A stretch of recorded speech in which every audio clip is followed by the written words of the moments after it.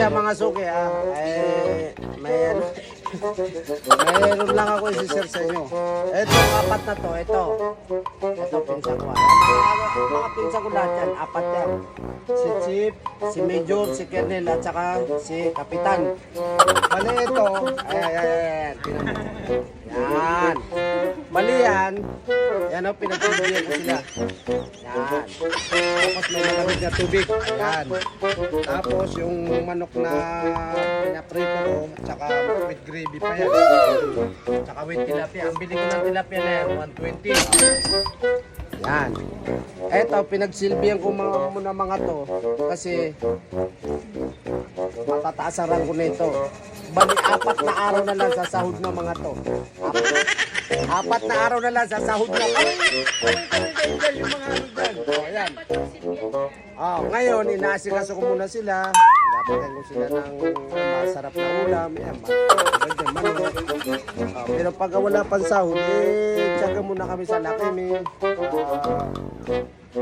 Tuyo, yan. Ngayon, masarap yung ulam nila, manok at saka ulo ng tilapia. Kasi 4 na araw na lang sa sahod yung mga yan. Yan, alam nyo na, alam nyo na mga suki, pagka ganyan malapit na ang sahod, ayun yung apat si Major Major. Yeah. Eto, malakas to, malakas magbalato yan Ito, masarap kumain ha? 4 na araw na lang, paano ba yan? Sasahod na kayo. Eto, bagong aplikante, mag-a-apply yan. Ang sabi ko sa kanya, kasi ang problema niya, yung pang-down niya dun sa pag-a-apply niya, 2.5 ang down.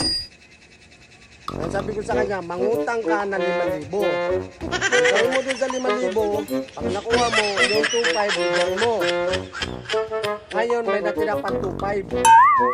Bali, yung natira 2.5, ibigay niya sa akin yung 2,000. Diba?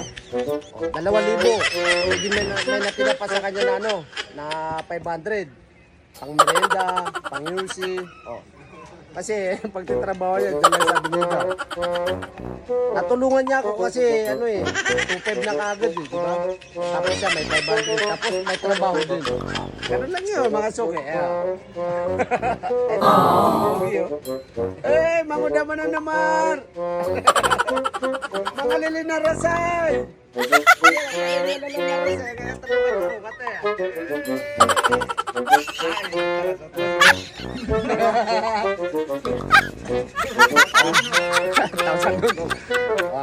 So, paano yan mga suki?